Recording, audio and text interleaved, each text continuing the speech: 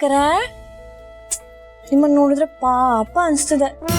ಬಾಗ್ನೂರ್ನ ಸಿಕ್ಕಾಪಟ್ಟೆ ಮಿಸ್ ಮಾಡ್ಕೊಳ್ತಾರ ಕಾಣಿಸ್ತಾ ಇದೆ. ವಿರಹ ನೂರು ನೂರು ತರಹ ವಿರಹ ಚೇಂಜ್ ಇಲ್ಲ. ನಿಮ್ ಬಾಗ್ನೂರ್ನ ಮಿಸ್ ಮಾಡ್ಕೊಳ್ತಿದ್ದೀರಾ ಅಂತ ಸಾಂಗ್ ಹೇಳ್ದಪ್ಪ. ಏನ್ ಮಾಡೋದ್ ಮಲ್ಲಿ, ನೀನ್ ನಿನ್ ಗಂಡನ್ ಹೇಗ್ ಮಿಸ್ ಮಾಡ್ಕೋತಿದ್ಯೋ ನಾನು ಹಾಗೆ ಮಾಡ್ಕೋತಿದ್ದೀನಿ. ಅಕ್ಕರೆ ನಾನ್ ನಿಮ್ಮನ್ನ ರೇಗ್ಸೋಣ ಅಂತ ಬಂದ್ರೆ ನೀವೇ ನನ್ನ ರೇಗಿಸ್ತಾ ಇದ್ದೀರಾ. ಯಾಕೆ ನೀನ್ ಮಾತ್ರ ಕಾಲ್ ಎಳಿಬೋದಾ? ಆ ರೈಟ್ಸ್ ನನಗಿಲ್ವಾ? ಅಲ್ಲ ಆಯ್ತು, ಬಟ್ ನೀವು ದೊಡ್ಡವರು, ನಿಮಗ ಹಾಕಿದೆ. ನಾನ್ ಚಿಕ್ಕವಳಲ್ವಾ, ನಿಮ್ ಮುಂದೆ ಗೆಲ್ಲಕ್ಕಾಗತ್ತಾ ಹೇಳಿ? ಆಗ್ಬಾದಾರಿಗೆ.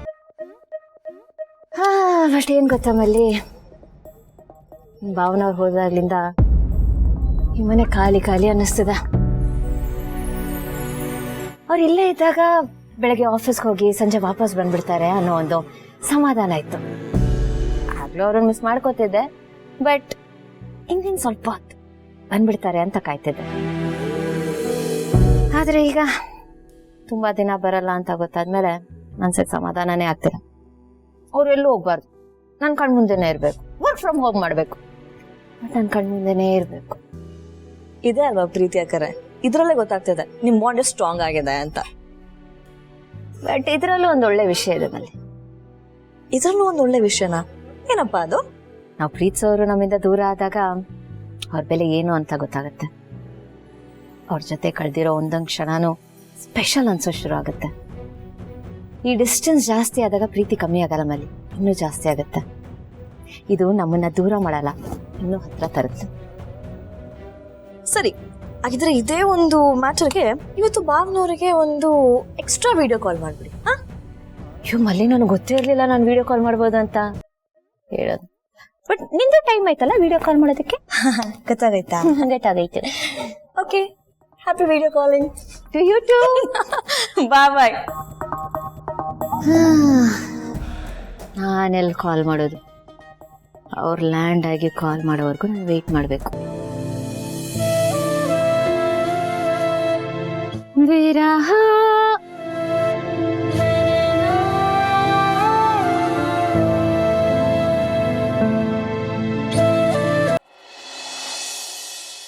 ಹಲೋ ಮಗ, ಗೋಕುಲ್ ಅವರಪ್ಪನ ಡಿಸ್ಚಾರ್ಜ್ ಮಾಡಿಸ್ಬೇಕಣ. ಬಿಲ್ಸ್ ಎಲ್ಲ ಕ್ಲಿಯರ್ ಮಾಡಿದ್ದೀವಿ, ದುಡ್ಡಿದ್ದೇನು ಸಮಸ್ಯೆ ಇಲ್ಲ. ಆ್ಯಕ್ಚುಲಿ ಎಷ್ಟು ಬೇಕಾಗಿತ್ತೋ ಅಷ್ಟೇ ಕರೆಕ್ಟಾಗಿ ಅಡ್ಜಸ್ಟ್ ಆಯಿತು. ಥ್ಯಾಂಕ್ಸ್. ಅದರಲ್ಲಿ ಏನಿದೆಯೋ, ಇದೆಲ್ಲ ನಮ್ಮ ಜವಾಬ್ದಾರಿ ಅಲ್ವಾ, ಅದಕ್ಕೆಲ್ಲ ಥ್ಯಾಂಕ್ಸ್ ಯಾಕೆ.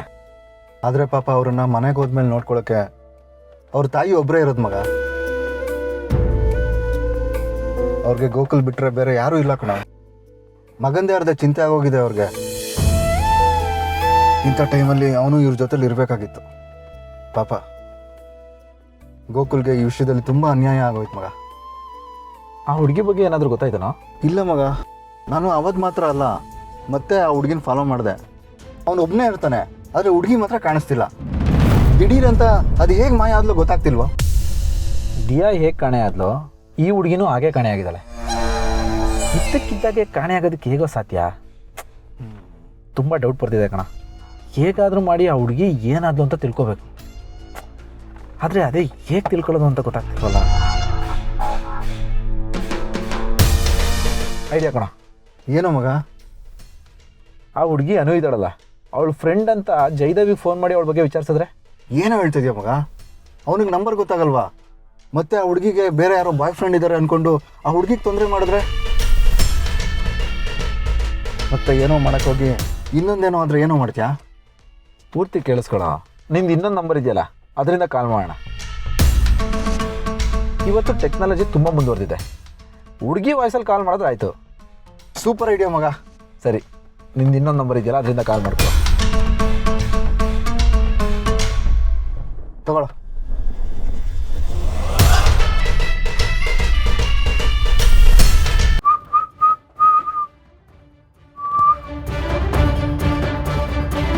ಹಲೋ. ಹಲೋ, ಹೇಳಿ, ಏನು ವಿಷಯ? ಅದು ನನ್ನ ಫ್ರೆಂಡನು 4-5 ದಿನದಿಂದ ಕಾಣಿಸ್ತಿಲ್ಲ. ಇದ್ದಕ್ಕಿದ್ದಾಗೆ ನಾಪತ್ತೆ ಆಗಿಬಿಡ್ತಾಳೆ. ಅವಳು ನಿಮ್ಮ ಜೊತೆನೇ ಅಲ್ವಾ ಇರೋದು? ಅವಳು ನಿಮ್ಮ ಜೊತೆನೇ ಲಿವಿನಲ್ಲಿ ಇದ್ದೀನಿ ಅಂತ ನಂಗೆ ಹೇಳ್ತಿದ್ಲು. ಅದಕ್ಕೆ ನಿಮಗೆ ಫೋನ್ ಮಾಡಿದೆ. No no no no no wrong information. ನನ್ನ ಜೊತೆ ಲಿವಿಂಗಲ್ಲಿ ಇದ್ರು ಅಂತ ಯಾರು ಹೇಳಿದವ್ರು ನಿಮಗೆ? ಹಾಂ, ಫಸ್ಟ್ ಆಫ್ ಆಲ್ ನಿಮ್ಗೆ ನಂಬರ್ ಕೊಟ್ಟವ್ರು ಯಾರು? ಅವಳೇ ಈ ನಂಬರಿಗೆ ಫೋನ್ ಮಾಡು ಅಂತ ನಿಮ್ಮ ನಂಬರ್ ಕೊಟ್ಟಿದ್ಲು, ಅದಕ್ಕೆ ನಿಮಗೆ ಕಾಲ್ ಮಾಡಿದೆ. ಪ್ಲೀಸ್ ಅವಳೇನಾದರೂ ಅಲ್ಲಿದ್ದರೆ. ಅವಳಿಲ್ಲ, ಎಲ್ಲಿದ್ದಾಳೆ ಅಂತಲೂ ನನಗೆ ಗೊತ್ತಿಲ್ಲ. ನಿಮ್ಮ ಜೊತೆ ಇಲ್ವಾ? ನಿಮ್ಮ ಜೊತೆ ಇಲ್ಲ ಅಂದರೆ ಬೇರೆ ಎಲ್ಲಿರ್ತಾಳೆ? ಅವಳು ನನಗೇನೂ ಹೇಳೋಗಿಲ್ಲ.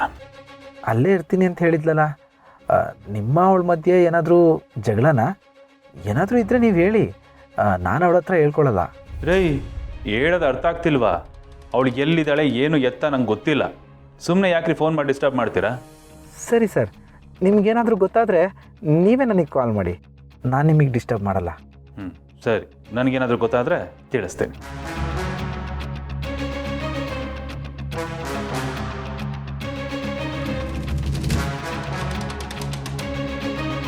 ಏನಂತ? ಆ ಹುಡುಗಿ ಅವನ ಜೊತೆ ಇಲ್ವಂತೆ. ಇಲ್ವಂತ? ಮತ್ತೆಲ್ಲಿಗೆ ಹೋದ್ಲಂತ? ಅವಳ ಬಗ್ಗೆ ನನಗೆ ಗೊತ್ತಿಲ್ಲ ಅಂತ ಹೇಳ್ದ. ಹೌದಾ ಮಗ, ನೀನು ಆ ಹುಡುಗಿ ಹೆಸರು ಹೇಳ್ತಾ ಇದ್ದಾಗೆ ಅವ್ನು ಹೇಗೆ ರಿಯಾಕ್ಟ್ ಮಾಡ್ದ? ಟೆನ್ಷನ್ ಆದ್ನಾ ಅಥವಾ ನಾರ್ಮಲಾಗಿ ಮಾತಾಡ್ದ? ಟೆನ್ಷನಾಗಿ ಮಾತಾಡ್ದ ಅಂತ ನಂಗೆ ಅನ್ನಿಸ್ಲಿಲ್ಲ. ಆದರೆ ಅವನ ವಾಯ್ಸಲ್ಲಿ ಒಂದು ಸಣ್ಣ ಚೇಂಜಸ್ನ ಅಬ್ಸರ್ವ್ ಮಾಡಿದೆ.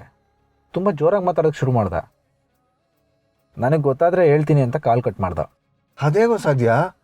ಅವನಿಗೆ ಅವಳ ಬಗ್ಗೆ ಗೊತ್ತಿರಲೇಬೇಕಲ್ವಾ? ದಿಯಾ ಹೋದ್ಮೇಲೆ ಯಾವಾಗಲೂ ಆ ಹುಡುಗಿನೇ ಅಲ್ವಾ ಅವನ ಜೊತೆಲಿ ಇರ್ತಿದ್ದಿದ್ದು? ಅವಳಿಗೆ ಅವನ ಮೇಲೆ ನಂಬಿಕೆ ಇರೋದಕ್ಕೆ ತಾನೇ ನೀನು ಮಾತಾಡಿದ್ದೀನೆಲ್ಲ ತೊಗೊಂಡೋಗಿ ಅವಳು ಅವನ ಹತ್ರ ಹೇಳಿದ್ದು. ಅವನಿಗೆ ಅವಳ ಮೇಲೆ ಪ್ರೀತಿ ಇರೋದಕ್ಕೆ ತಾನೇ ಅವನು ನಿನ್ನ ಹತ್ರ ಜಗಳ ಮಾಡಿದ್ದು. ಹೀಗಿರುವಾಗ ಅವಳ ಬಗ್ಗೆ ಅವನಿಗೆ ಗೊತ್ತಿಲ್ಲದೆ ಇರೋದಕ್ಕೆ ಹೇಗೋ ಸಾಧ್ಯ? ಗೊತ್ತಿಲ್ಲ ಅಂತ ಯಾರೋ ಹೇಳಿದ್ದು, ಅವನು ಹೇಳ್ತಿಲ್ಲ ಅಷ್ಟೇ, ವಿಚಾರ ಮುಚ್ಚಿಡ್ತಿದ್ದಾನೆ. ಅಂದರೆ ನಿನ್ನ ಪ್ರಕಾರ ಅವನು ಆ ಹುಡುಗಿಗೆ ಏನೋ ಮಾಡಿದ್ದಾನೆ ಅಂತನಾ? ಗೊತ್ತಿಲ್ಲ. ಇದ್ದಕ್ಕಿದ್ದಾಗೆ ದಿಯಾ ಕಾಣೆ ಆಗ್ತಾಳೆ. ಈಗ ಈ ಹುಡುಗಿ ಅನುಮಾನ ಬರಲ್ವಾ? ಅಲ್ಲ ಜೀವ, ಅವನು ಅವಳನ್ನ ಇಷ್ಟಪಡ್ತಾನೆ ಜೊತೆಲಿ ಇಟ್ಕೊಂಡಿದ್ದು. ಹಾಗಿದ್ಮೇಲೆ ಅವನು ಅವಳಿಗೆ ಹೇಗೋ ತೊಂದರೆ ಕೊಡೋದಕ್ಕೆ ಸಾಧ್ಯ? ಇಷ್ಟ ಪ್ರೀತಿನ ಅದವನು ಡಿಕ್ಷನರಿಲ್ಲ ಇಲ್ಲ ಕಣೋ. ಮಲ್ಲಿ ಅವ್ರನ್ನೂ ಇಷ್ಟಪಟ್ಟೆ ಮದುವೆ ಆಗಿದ್ದು. ಆದರೆ ಕಟ್ಕೊಂಡು ಹೆಂಡತಿ ಮುಂದೆನೇ ಮನೆಯವ್ರನ್ನೆಲ್ಲ ಎದುರಾಕೊಂಡು ಆ ದಿಯಾನ್ ಮದುವೆ ಆದ. ದಿಯಾ ಜೊತೆ ಇಷ್ಟು ವರ್ಷ ಇದ್ದ, ಮಧ್ಯದಲ್ಲಿ ಈ ಹುಡುಗಿ ಎಲ್ಲಿಂದ ಬಂದು? ದಿಯಾ ಕಾಣೆ ಆಗ್ತಿದ್ದಾಗೆ ಈ ಹುಡುಗಿ ಕಾಣಿಸ್ಕೊಂಡ್ಲು. ಈಗ ಈ ಹುಡುಗಿನೂ ಕಾಣೆ ಆಗಿದ್ದಾಳೆ. ಇದನ್ನೆಲ್ಲ ನೋಡ್ತಾ ಇದ್ರೆ ಯಾರಿಗೇ ಆಗಲಿ ಅನುಮಾನ ಬರಲ್ವಾ? ಕರೆಕ್ಟ್ ಮಗ, ನೀನು ಹೇಳ್ತಿರೋದು ನೋಡ್ತಿದ್ರೆ ಅವನ ಮೇಲೆ ಅನುಮಾನ ಜಾಸ್ತಿನೇ ಆಗ್ತಿದೆ ಕಣ. ಇದೊಂಥರ ನಿಗೂಢ ರಹಸ್ಯ ಇದ್ದಾಗೆ ಕಣೋ. ಇದನ್ನು ನಾವು ಭೇದಿಸಲೇಬೇಕು. ಆ ದಿಯಾ ಮತ್ತು ಆ ಹುಡುಗಿ ಏನಾದರೂ ಅಂತ ನಾವು ಕಂಡುಹಿಡಿಯಲೇಬೇಕು. ಎಸ್ ಮಗ, ಯು ಆರ್ ರೈಟ್.